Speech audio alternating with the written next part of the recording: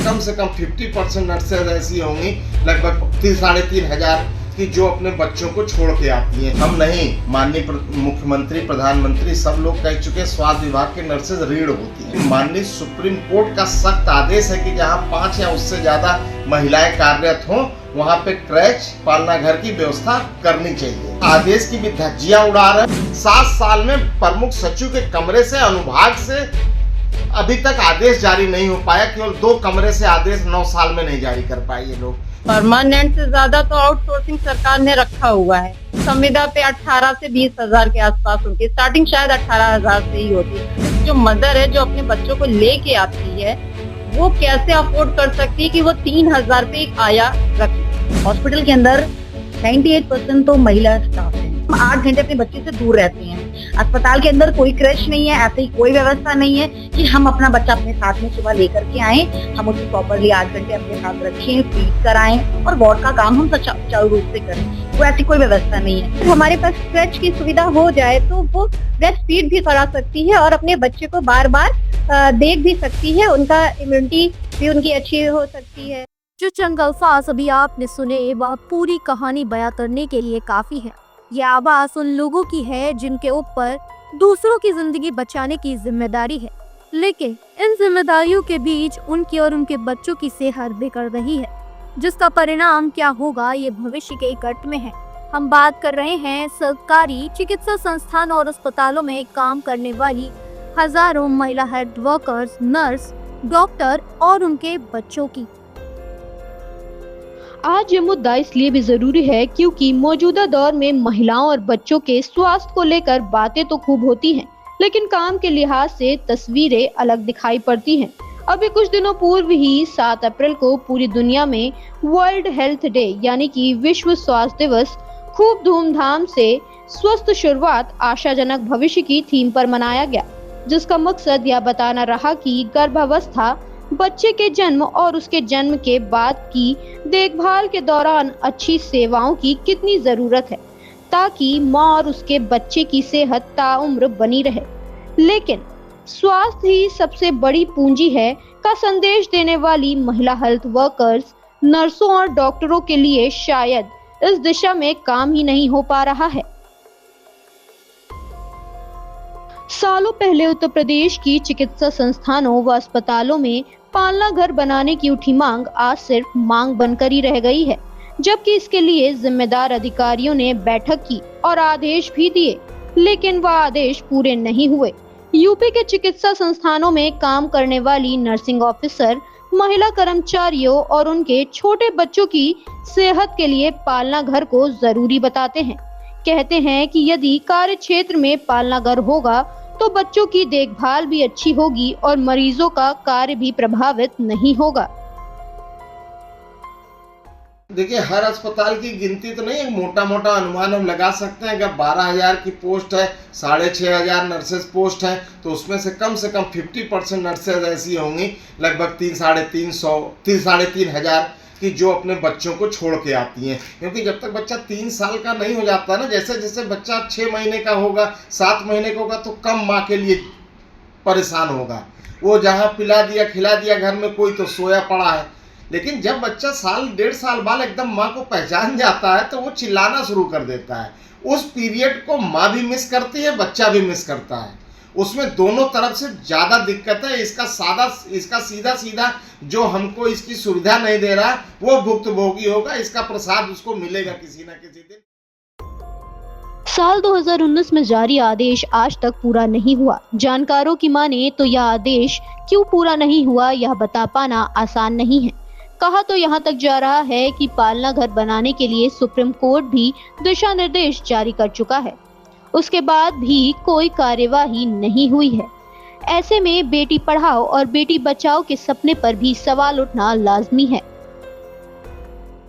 देखिए, पालना घर जब हमारे पास 90% महिलाएं केवल नर्सिंग संवर्ग की हैं और कोई ऐसा अस्पताल नहीं जहां पे नर्सेज ना हो, क्योंकि हम नहीं, माननीय मुख्यमंत्री, प्रधानमंत्री सब लोग कह चुके, स्वास्थ्य विभाग के नर्सेज रीढ़ होती हैं। लेकिन उन रीढ़ के बच्चों को पालने के लिए पालना घर नहीं, जबकि माननीय सुप्रीम कोर्ट का सख्त आदेश है कि जहां 5 या उससे ज़्यादा महिलाएं कार्यरत हों वहां पे क्रैच पालना घर की व्यवस्था करनी चाहिए। उस आदेश की भी धज्जियां उड़ा रहे हैं। उसके साथ साथ 22/2/2019 में प्रमुख सचिव साहब के यहाँ बैठक हुई थी। इसमें बिंदु संख्या 10 पे ये तय किया गया था कि पालना घर हर जिला चिकित्सालय और मुख्य चिकित्सा अधिकारी, यहाँ साफ साफ लिखा है सभी मुख्य चिकित्सा अधिकारियों एवं चिकित्सा अधीक्षकों को पालना घर की व्यवस्था किए जाने हेतु शासन से आदेश जारी किए जाने के आदेश दिए गए हैं। वो आदेश 2019 में दिया गया था। आज 6-7 साल हो रहा है, लगभग 7 साल में प्रमुख सचिव के कमरे से अनुभाग से अभी तक आदेश जारी नहीं हो पाया। केवल 2 कमरे से आदेश 9 साल में नहीं जारी कर पाए ये लोग। तो हम कैसे बताएं? एक तरफ हमारे देश के प्रधानमंत्री जी कहती हैं बेटी पढ़ाओ बेटी बचाओ। अब बच्चे जब बचेंगे नहीं तो कैसे हम पढ़ाएंगे, कैसे बढ़ाएंगे आगे? अब 6-6 महीने 8-8 महीने के बच्चे छोड़ के ये लोग घर से आती हैं और वहाँ दादी देख रही, या कोई आया देख रही, या कोई रिश्तेदार को रखे देख रहे हैं। अगर क्रैच की व्यवस्था सुप्रीम कोर्ट इस तरह से नहीं कहा था कि मत करो, हर जगह कहा जहां 5 लोग हों, महिलाएं हों, वहां पे आप क्रैच की व्यवस्था करो। तो इन बड़े बड़े अस्पतालों में जरूरी था क्रैच होना। 2019 में सरकार हमारी समझौता भी हुआ, मान भी गई है। उसके बाद 6 साल पता नहीं क्यों लग रहा है कौन सा तरीका अपनाए, हम लोग को समझ में नहीं आता है। प्रदेश भर के चिकित्सा संस्थानों और अस्पतालों में 30,000 से अधिक नर्स काम कर रही हैं। इसके अलावा महिला डॉक्टर और संविदा व आउटसोर्सिंग पर भी अन्य महिलाएं कर्मचारी तैनात हैं। जानकारों की माने तो यह संख्या 40,000 के पार जाती है। इसमें करीब 5,000 महिलाएं ऐसी हैं जिनके बच्चे छोटे हैं और उन्हें मां की जरूरत है, लेकिन अस्पतालों में पालना घर न होने से कई घंटों तक मां अपने बच्चों से दूर रहती है और जिसकी वजह से समय पर दूध भी नहीं पिला पाती। कई बार चिकित्सा संस्थानों, अस्पतालों और CHC-PSC पर पालना घर स्थापित करने की मांग की गई, लेकिन जिम्मेदार अधिकारियों ने इस ओर ध्यान तक नहीं दिया। अभी हम अगर चिकित्सा स्वास्थ्य विभाग की बात करें तो लगभग 12,680 पद है, जिसमें से लगभग 6,500 पद भरे हुए हैं, बाकी खाली पड़े हुए हैं। और अगर चिकित्सा शिक्षा की बात करें तो वहाँ भी लगभग 6,000 पद होंगे। और इस तरह से बात करें KGMC, SGPGI, राम मनोहर लोहिया, इन तीनों को अगर मिला लेंगे तो इन तीनों जगह पे लगभग कम से कम 20,000 पद है। तो कुल मिला के अगर हम बात करें तो मोटा मोटा अगर उत्तर प्रदेश में नर्सेज को देखें गवर्नमेंट सेक्टर में तो लगभग 35 से 50,000 के बीच में संभावना है। चिकित्सा संस्थानों और अस्पतालों में स्थायी स्वास्थ्य कर्मचारियों की अपेक्षा संविदा और आउटसोर्सिंग पर तैनात कर्मचारियों की संख्या अधिक है। ध्यान देने वाली बात यह है कि संविदा और आउटसोर्सिंग कर्मचारियों की सैलरी भी कम है। इतने कम पैसे में एक मां नौकरी करे और अपने बच्चे की देखभाल के लिए किसी को रखे यह संभव नहीं है। सरकारी अस्पतालों में इस तरह के कई मामले आपको देखने के लिए मिल जाएंगे। आउटसोर्सिंग या फिर संविदा पर तैनात नर्स से अन्य महिला कर्मचारी अपने बच्चों को अस्पताल लाती हैं। यदि उनको उनके सीनियर्स या सहयोगी कुछ सुविधा देने की चाहे तो अस्पताल प्रशासन ऐसा नहीं करने देता है। इतना ही नहीं, संविदा और आउटसोर्सिंग पर तैनात महिला कर्मचारियों को स्थायी कर्मचारियों की तरह मातृत्व अवकाश की सुविधा भी नहीं मिलती है। जो व्यवस्था लागू करी गई है उसमें परमानेंट से ज्यादा आउटसोर्सिंग स्टाफों को रखा जाता है। हमारे ही चिकित्सालय में जो परमानेंट स्टाफ है 200-250 है और जो 150 के आसपास है, और जो आउटसोर्सिंग स्टाफ है वो 200 के आसपास, 200-250 के आसपास है। तो परमानेंट से ज्यादा तो आउटसोर्सिंग सरकार ने रखा हुआ है। उनके भी बच्चे बहुत छोटे रहते हैं, वो आती हैं, अपने बच्चों को कैसे मैनेज करती हैं। आउटसोर्सिंग और परमानेंट में बहुत डिफरेंस है। परमानेंट स्टाफ की सैलरी 80 से 1 लाख के आसपास होती है। जो आउटसोर्सिंग स्टाफ है उनकी संविदा पे 18 से 20,000 के आसपास उनकी स्टार्टिंग शायद 18,000 से ही होती है। 18,000 में हमारे वहाँ जो सिंगल पेरेंट्स हैं, सिर्फ जो मदर है जो अपने बच्चों को लेके आती है, वो कैसे अफोर्ड कर सकती है कि वो 3,000 पे एक आया रख ले। जब वो इतना अफोर्ड नहीं कर पाती है कि एक ओला उबर करके अपने छोटे से 2 बच्चों को ऐसी धूप में ला सके, तो वो ये इतना अफोर्ड तो कर ही नहीं सकती है। अस्पतालों के वार्डों में ड्यूटी के दौरान जब महिला नर्सें अपने बच्चों को लाती हैं और मरीजों की देखभाल में जुट जाती हैं, उस दौरान उनके बच्चे अस्पताली कचरे के संपर्क में भी आ जाते हैं और कई बार गंभीर संक्रमण का शिकार भी हो जाते हैं, जिससे उनकी ग्रोथ पर गहरा असर पड़ता है।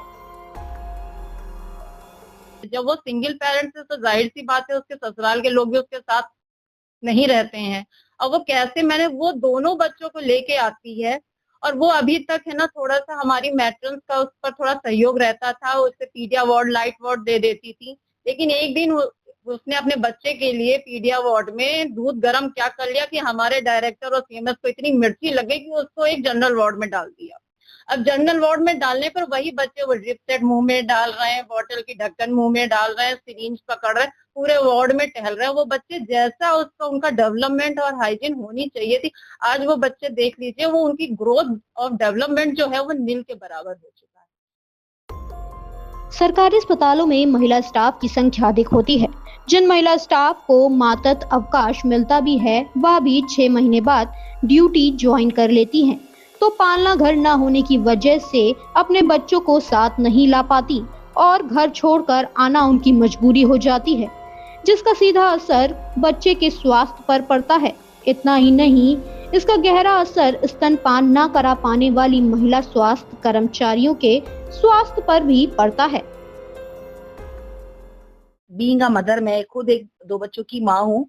तो सबसे पहले जब हॉस्पिटल के अंदर 98% तो महिला स्टाफ हैं और केवल 2% ही मेल होते हैं।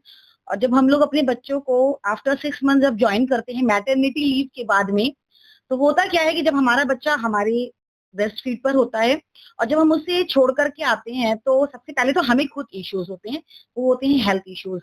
सेकंड होता है बच्चे की इश्यूज, क्योंकि बच्चा प्रॉपरली फीड नहीं ले पाता है, वो मदर फीड से बॉटल फीड में ट्रांसफर होता है।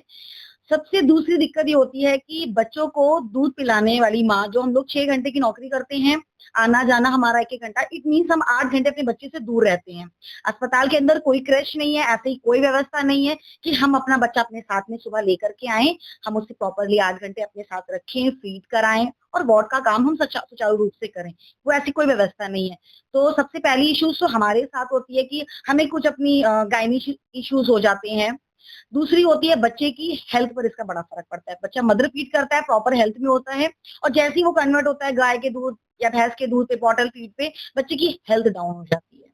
दूसरी चीज है बच्चों में और कई तरह की बीमारियां हो जाती हैं। और मेरे साथ तो खुद पर्सनली हुआ है कि आफ्टर मैटरनिटी लीव जो मैंने ज्वाइन किया, मैंने इमरजेंसी वार्ड को ज्वाइन किया था, मैंने इमरजेंसी में ड्यूटी करती थी और मुझे ऐसा हुआ कि अपने बच्चे को इमरजेंसी लेकर के आना पड़ा। और अब आप समझते हैं इमरजेंसी एज अ मतलब कंटिन्यू रनिंग वार्ड है वो, और अपने बच्चे को लेके आना और प्रॉपर काम हो रहा है वार्ड का और मुझे उसको फीड कराना है, तो मैं उसको प्रॉपर अटेंशन नहीं दे पा रही हूँ, उसको हाइजीनिक तरीके से फीड ही नहीं करा पा रही हूँ। और अगर हॉस्पिटल के अंदर हमारे पास एक ऐसा कमरा होगा, ऐसी व्यवस्था होगी जहां पर एक आया होगी, एक सफाई कर्मचारी होगी, और हमारा बच्चा अगर फीड का टाइम हुआ 2-2 घंटे 3-3 घंटे के बाद हम उसके पास गए, हमने हाइजीनिक तरीके से उसको प्रॉपरली फीड कराया, तो हमारा बच्चा जो हॉस्पिटल के वार्ड इन्फेक्शन से बचा रहेगा। तो हमारा बच्चा मेडिकली जो इश्यूज उसको होने हैं, जैसे डायरिया हो जाता है बच्चों को, हॉस्पिटल के जो इन्फेक्शंस होते हैं उन सब से बचा रहेगा। और हमारा जो एक बच्चों के साथ में एक पर्सनल अटैचमेंट होता है वो भी कंटिन्यू रहेगा, क्योंकि बहुत आजकल आप भी जानते हैं कि लेट मैरिजेस की वजह से हम लोग लेट बेबी होते हैं, तो बहुत इश्यूज और बहुत ट्रीटमेंट के बाद हम लोगों को आईवीएफ कराना या और सी अनप्लान्स को लेकर के हम लोग को बेबी करना पड़ता है। तो हमारे लिए बच्चे बहुत प्रीशियस होते हैं और बहुत सी बार ऐसा होता है कि आप भी जानते हैं कि हर कोई अफोर्ड नहीं कर पाता है कि आप प्राइवेट में 6,000-8,000 रुपए दे के आप अपनी अकॉर्डिंग टू ड्यूटी अपने बच्चे को क्रैश में रखें।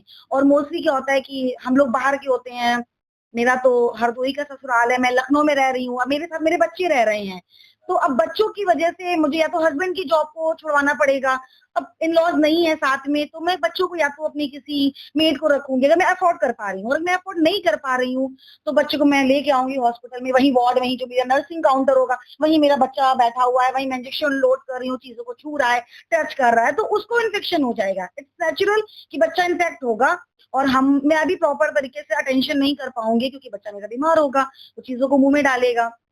दूसरी चीज, अगर हॉस्पिटल के अंदर सरकार ऐसी व्यवस्था कर देती है कि, क्योंकि आप भी जानते हैं नर्सिंग में सिर्फ 2% सीटें ही मेल की होती हैं, 98% तो फीमेल ही स्टाफ होती है और वो शादी करेगी, उसके बच्चे भी होंगे। और अगर बच्चे होंगे और अपने बच्चे हम साथ में ही नहीं रखेंगे तो आप समझ सकते हैं हम कैसे अपना करेंगे। हम कमा किसके लिए रहे हैं? अपने बच्चों के लिए तो कमा रहे हैं। और अगर हमारा बच्चा ही प्रॉपर तरीके से हेल्दी नहीं है तो हम फिर कैसे, हमारा टेंशन नहीं रहेगा, क्योंकि वो बीमार आएगा तो हमें आई टाइम छुट्टी की जरूरत होगी, इससे अस्पताल की व्यवस्था भी चौपट होगी। और अस्पताल के अंदर अगर अच्छा क्रैश बना होगा, वहां पर एक प्रॉपर आया और एक सफाई कर्मचारी चीजों को व्यवस्थित करा जाएगा, तो हम टाइम टू टाइम आके उसको फीड कराएंगे, उसको सुलाएंगे और अपना हम चले जाएंगे। तो मेरी तो सरकार से ये पर्सनल निवेदन है कि हम महिलाओं को, हम लोग हमेशा कहा जाता है बेटी बचाओ अभियान दिए जाते हैं, और मोस्टली आप फीमेल हॉस्पिटल में देखेंगे जगह जगह पैम्पलेट्स लगे रहते हैं, स्तनपान कराएं अपने बच्चे को। कैसे कराएंगे हम स्तनपान? क्योंकि आफ्टर 6 मंथ तो हमें ज्वाइन करना ही करना है, हमारी नौकरी है, हमारी मजबूरी है, क्योंकि हमारा यही घर का रोजगार है। अब हम 6 महीने के बाद अगर हम बच्चा छोड़ करके आ रहे हैं तो उसको कौन प्रॉपर देखेगा? मजबूरी है, फिर हमें डब्बे का दूध, गाय का दूध, भैंस का दूध देना पड़ेगा। और आप भी जानते हैं कि आज के टाइम में मदर और पेरेंट्स के, फादर के अलावा कोई बच्चों को प्रॉपरली अच्छे से केयर नहीं कर सकता है। बहुत सी जगहों पर हम मेडिकल वाले हम जानते हैं कि बच्चों को फीड में फिनार्गन दे करके सुला देना, देखिए मोस्टली लोग जानते हैं ये सब चीजें होती हैं और ये इश्यूज होते हैं, तो हम मेडिकल वाले हम समझते हैं इस चीज को। तो कोई मदर नहीं चाहेगी कि उसका बच्चा फिनार्गन पीकर दिन भर सोता रहे, है ना, ये सब चीजें होती हैं। तो मेरा सरकार से निवेदन है कि सारे वो ऐसे अस्पताल जहां पर महिलाएं काम करती हैं, एक ऐसी क्रच की व्यवस्था की जाए जहां पर हम समय समय पर अपनी ड्यूटी को सुचारू रूप से करते हुए अपने बच्चों को फीड कराएं, क्योंकि 3 साल से पहले कोई स्कूल नहीं खुलता। तो 3 साल तक तो हमें ये बहुत बड़ा इश्यू है हमारे लिए कि हम अपने बच्चे को किसके पास छोड़ें, क्योंकि हर कोई अपने हस्बैंड दोनों वर्किंग मदर और फादर होते हैं, तो बहुत इश्यूज होते हैं। चिकित्सा संस्थानों और अस्पतालों में नर्सों और महिला कर्मचारियों को छोटे बच्चों को अपने साथ लाने पर गंभीर खतरे हैं, लेकिन फिर भी यह महिला कर्मचारी अपने रिस्क पर बच्चों को साथ लाती हैं, जिससे वह अपने बच्चों को समय पर दूध पिला सके। यदि पालना घर हो तो वह इस समस्या से निजात पा सकती हैं और छोटे बच्चों की सेहत पर भी कोई असर नहीं पड़ेगा, वह भी ठीक रह सकते हैं। हमारे साथ नर्सिंग विभाग में बहुत सारी ऐसी महिलाएं हैं जिनके 3 साल से क्या 6 महीने बाद जो मैटरनिटी लीव के बाद अपने बच्चे घर में छोड़ के आते हैं, उनको इतनी ज्यादा परेशानियों का सामना करना पड़ता है क्योंकि यहाँ पे क्रच की सुविधा है नहीं। तो वो आती है, कोई कोई अपने बच्चे लेके भी आती हैं, लेकिन यहाँ पे बच्चे लाना भी अलाउड नहीं। हम लोग एक ऐसी यूनिट काम करते हैं कि वहाँ पे हम बच्चे रख भी नहीं, क्योंकि उनको हमें इम्यूनिटी बनाना है, लेकिन अगर हम अपने ही साथ रखेंगे तो उनकी इम्यूनिटी तो बन नहीं पाएगी। और हमें यहाँ कहा जाता है कि जो भी छोटे बच्चे हैं 6 वर्ष तक है उनको ब्रेस्ट फीड कराई जाए। अगर हम वहाँ पे पूरे टाइम उनके साथ रहेंगे नहीं तो ब्रेस्ट फीड कैसे कराएंगे, उनकी इम्यूनिटी पावर कैसे मजबूत होगी? तो हमारे साथ जो महिलाएं जो स्वास्थ्य विभाग में हो उनको बहुत ही कठिनाइयों का सामना करना पड़ता है, क्योंकि आजकल सब सिंगल फैमिली रहते हैं, तो घर में उनके पास कोई भी नहीं रहता है। एक आया या तो वो कर लेती है, लेकिन बहुत आया भी नहीं मिल पाती है। अगर हमारे पास क्रच की सुविधा हो जाए तो वो ब्रेस्ट फीड भी करा सकती है और अपने बच्चे को बार बार देख भी सकती है, उनका इम्यूनिटी भी उनकी अच्छी हो सकती है। और इसी तरह आगे भी हम इनका काम वो कर सकते हैं। अभी जैसे क्रच की सुविधा नहीं है तो हम लोग कोऑपरेट कर लेते हैं। महज सरकारी अस्पतालों और संस्थानों में एक पालनाघर होने मात्र से हजारों बच्चों की सेहत सुधर सकती है, लेकिन उसके बाद भी इस ओर ध्यान न देना कई तरह के सवाल खड़े कर रहा है। सरकारी अस्पतालों और संस्थानों में पालना घर होने से सैकड़ों बच्चों की सेहत सुधर सकती है, लेकिन उसके बावजूद हेल्थ वर्कर्स की यह मांग पूरी ना होना जिम्मेदारों पर कई तरह के सवाल खड़ा करता है। वीरेंद्र पांडे, अमृत विचार, लखनऊ।